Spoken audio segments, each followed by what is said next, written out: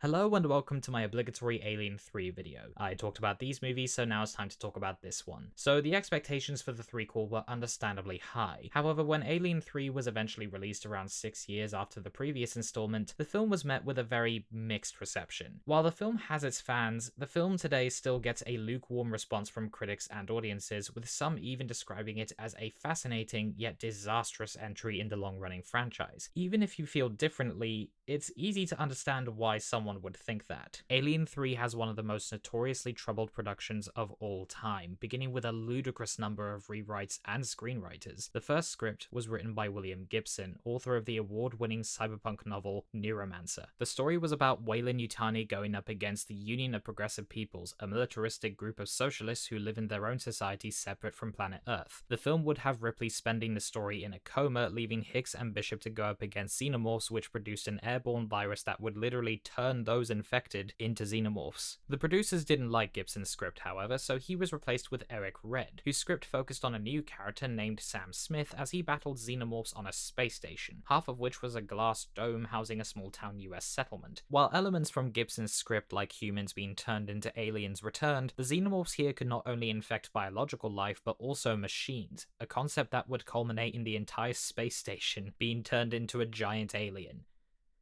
Yeah, that was promptly scrapped. Can't imagine why. So the script went in for another rewrite, this time by David Twohy, who would later go on to do Pitch Black. He wrote a cool story set in a prison focusing on illegal experimentation with the prisoners and the xenomorphs. But again, the script was rewritten with another drastically different story by Vincent Ward and John Fasano, who wrote what is arguably the most famous unproduced version of Alien 3. This version would have been about Ripley crash landing on a monastery satellite largely made of wood. Essentially a wooden planet, which would have been inhabited by a reclusive all-male society of monks. This was the first Alien 3 script to feature Ripley as a main character, and would feature many plot points and creative decisions that carried over into the final film. In fact, sets were built based on specifications that indicated they were for this version of the film, but that didn't matter because the script was rewritten again. Worse yet, an infamously misleading teaser for Alien 3 was released, directly telling audiences the film would take place on Earth, which is simply not true. Alien 3 was rewritten again and again until Walter Hill, David Giller, and Larry Ferguson got final credit. But the problems with Alien 3's production didn't even stop there, as it went through several directors including Vincent Ward, the film's producer Walter Hill, and Rennie Harlan. Even Ridley Scott was attached at one point. Eventually, the powers that be settled for then newbie director David Fincher, who would go on to make such greats as Fight Club and Gone Girl. That said, Alien 3 was Fincher's first feature, as his prior directing experience came from music videos, and this poor dude was given only 5 weeks of prep time with no completed script and half-built sets. To make matters worse, 20th Century Fox demanded the script be rewritten again, this time by Fincher himself during shooting, and he had to write the film to include the existing sets to justify their construction. So as you can imagine, rewrites and reshoots were a constant throughout the production. But alas, things got even worse, as the studio ordered reshoots and re-edits to trim the film's runtime by 30 minutes, removing entire scenes and subplots. It's no wonder David Fincher has since gone on to disown the film and speak publicly about how horrible the experience of making this film was for him. However, if you read the title of this video, you are probably aware that I like this movie. Nay, I love this movie, but it is nowhere near flawless. So let's start with some of those problems now. Despite my feelings, I understand why die-hard fans of the first two movies would be almost immediately turned off by this one. Alien 3 begins with the survivors of the last film in cryosleep aboard the Sulaco, where a facehugger has managed to sneak aboard and infect one of the passengers, causing a fire which leads to the ship's escape pod ejecting from the ship with the survivors on board, crash landing on a nearby planet next to a maximum security prison. As the inhabitants of said prison discover, Ripley is the only survivor, as everyone else on board was killed in the crash. Killing off almost everyone who survived in the last film so abruptly is the film's first and arguably its biggest mistake. They aren't even given a bit more screen time before meeting their ends. They're just killed off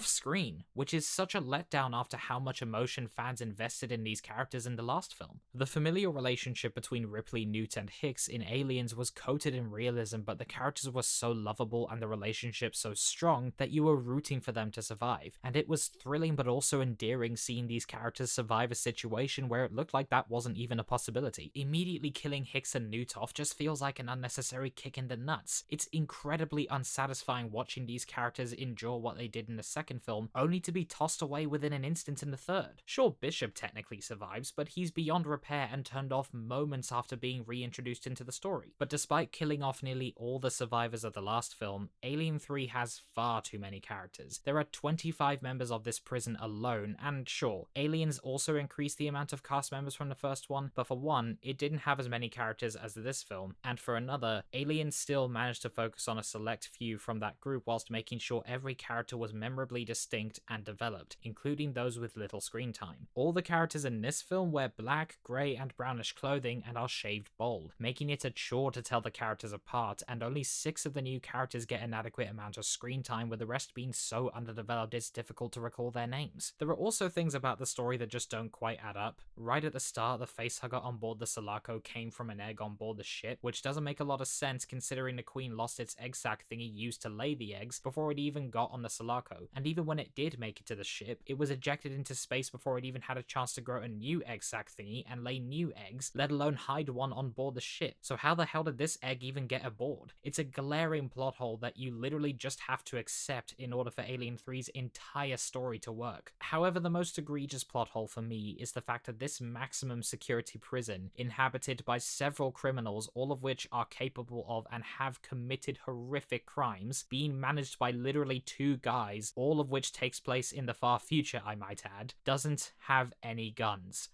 I don't care what this film's explanation for this is, that is completely and utterly ridiculous. You cannot convince me that a maximum security prison of any kind, regardless of the circumstances, wouldn't at least have a firearm or 2 lying about.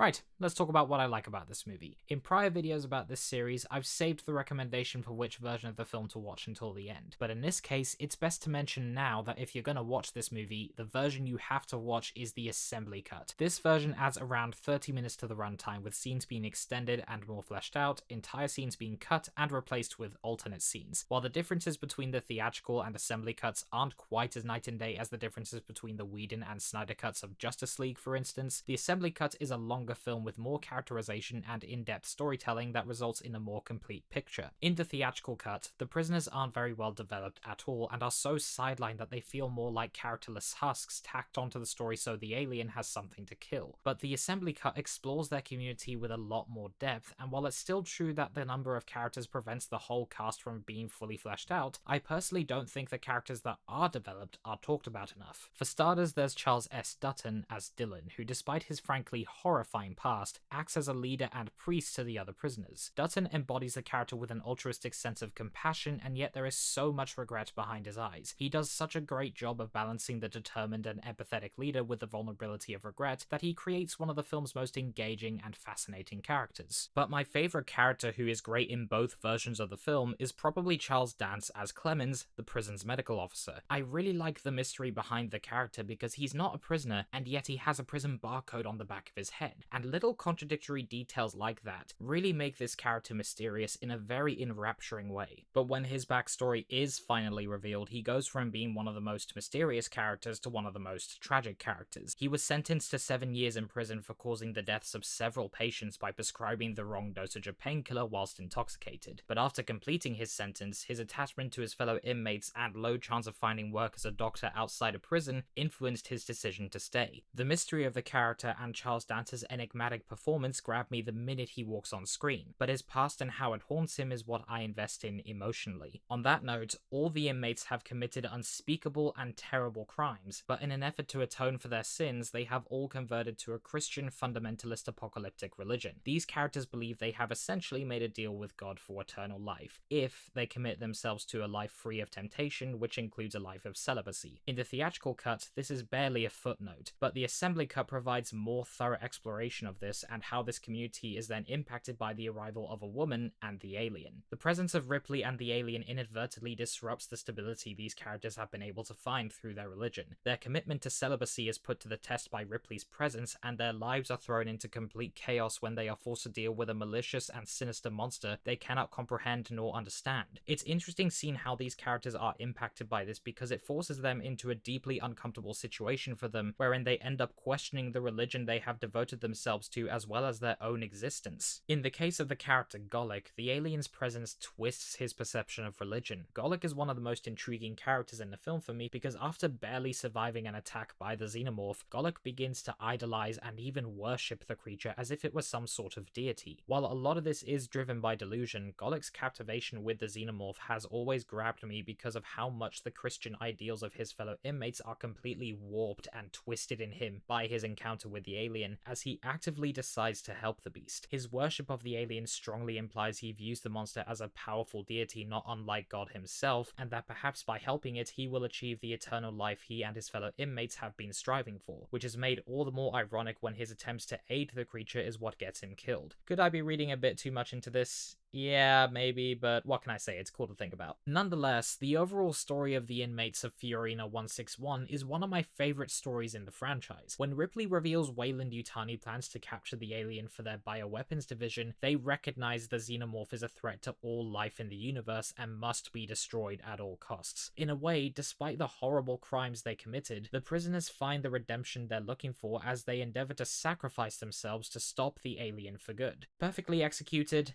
Definitely not. But I do think there's something pretty cool about a bunch of people who've all done terrible things, who have all justifiably been rejected and imprisoned by society, giving their lives voluntarily to foil a threat to the entire universe, and I think the movie pulls it off rather well. However, with this being the planned final film in a series,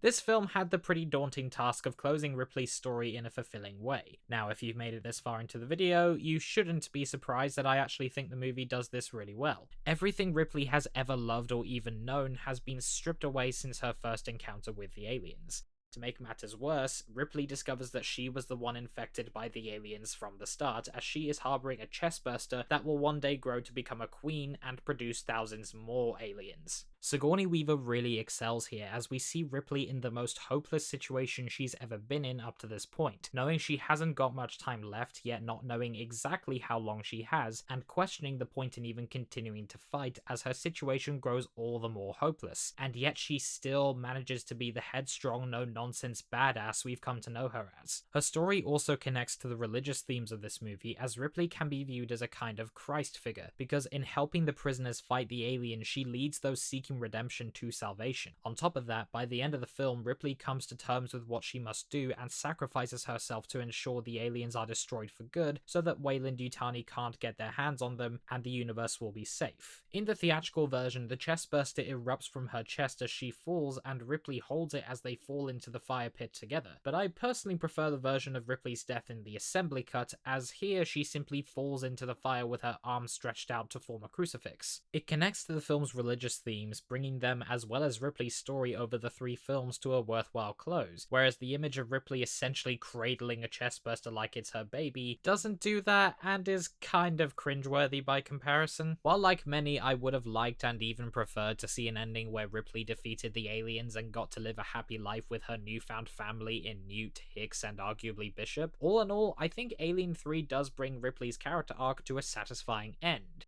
Until it wasn't, but we'll ignore that for now, and her sacrifice is built up well and feels earned. I've seen many critic reviews and comments from fans that have criticized the movie for its darker tone compared to the first two, and yeah, I do get where they're coming from. Alien 3 is easily the darkest entry in the franchise, with a noticeably bleak and even nihilistic tone and storytelling approach, complete with some of the most disturbing and gruesome death scenes the franchise has ever seen. That said, while I agree this movie's darker tone is perhaps quite a jarring shift from the science fiction action fantasy that was Aliens, I do nonetheless think this tone is quite befitting of an Alien movie. For starters, the production design reflects the gloomy, tragic tone of the film beautifully, as everything looks grimy, rusted, run down, and utterly filthy. On top of that, all the technology seen in the film is painfully obsolete and in many cases broken beyond repair. It amplifies the feeling of confinement from the prison setting, making the characters feel trapped and helpless against the alien. For that reason, this setting is a great evolution of the settings of the first two films. Alien began the series by confining the characters to the Nostromo's maze of claustrophobic corridors and air vents in the depths of space where the alien could be hiding and waiting behind any corner. The second second film took audiences back to LV-426, where the characters were confined to one small section of the Hadley's Hope terraforming station, having to fight off hundreds of aliens. Now, in Alien 3, the characters are literally trapped in a prison. What's more, the inadequate and out-of-date technology and what few weapons the characters have access to really ramp up the tension from the first two. The Colonial Marines in Aliens had pulse rifles, smart guns, sentry guns, grenades, and even vehicles to help fight off the aliens. And the crew of the Nostromo at least had flamethrowers and motion trackers. The prisoners in Alien 3 don't have any of that and are instead forced to defend themselves using knives and any other sharp objects they can find, which they absolutely know wouldn't end well. They have woefully limited resources on all fronts and are virtually defenseless, and that skyrockets the tension and suspense. Then there's the alien itself. Alien 3 is famous amongst fans for introducing a new breed of xenomorph, and rightfully so. In the first two films, the facehuggers impregnated humans, but in this one, it's an animal. In the theatrical cut, it's a dog, and in the assembly cut, it's an ox. In a genius expansion of the mythology, this film reveals the aliens inherit the characteristics and physical attributes of their hosts, so whereas the aliens in the first two films could walk on two legs, this one runs on all fours. As a result, this alien is far more animalistic and displays more aggressive and vicious behavior than the aliens we've seen before. This is a phenomenal idea because it adds a new layer of terror to these creatures, because if they inherit the characteristics of their hosts, it's actually quite terrifying thinking about what one of these things could do if its hosts were a shark or a crocodile. I do think James Cameron was absolutely right when he said you don't create fear with gore, you create disgust. As such, I still think it was the wise move for him to focus on tension and suspense over bloody kills, because he managed to create one of the most suspenseful and intense films ever made. But I really do like how gruesome the kills are in this film because it matches the animalistic and predatory behavior of this alien. The aliens in the first two movies did kill people, but often they would just grab people, take them to their nests, and cocoon them. This alien will not only kill the characters in the most gruesome fashion possible, but it will also eat them like a wild dog would after catching its prey. It feels purposeful because it's showing how the animalistic attributes and characteristics of this alien differ from the ones we've seen before. Although I will say, of all the things they cut and changed in the assembly cut, the one thing I think they should have left alone from the theatrical cut is the fact that the alien comes from a dog, largely because its dog-like characteristics don't make as much sense when it comes from an ox. The creature effects were done by Amalgamated Dynamics, which was founded in 1988 by Alec Gillis and Tom Woodruff Jr., who used to work for Stan Winston, who of course, on top of being one of the most legendary visual effects and makeup artists of all time, worked on Aliens. But these guys would end up sticking around in the franchise longer than Winston did, as they also did the effects for Alien Resurrection, Alien vs Predator, and Aliens vs Predator Requiem. However, I don't think their work in this film is even a patch on Stan Winston's work in Aliens or H.R. Giger's work on the first movie. Over the years, there have been many complaints about the special effects in Alien 3, particularly surrounding the alien itself.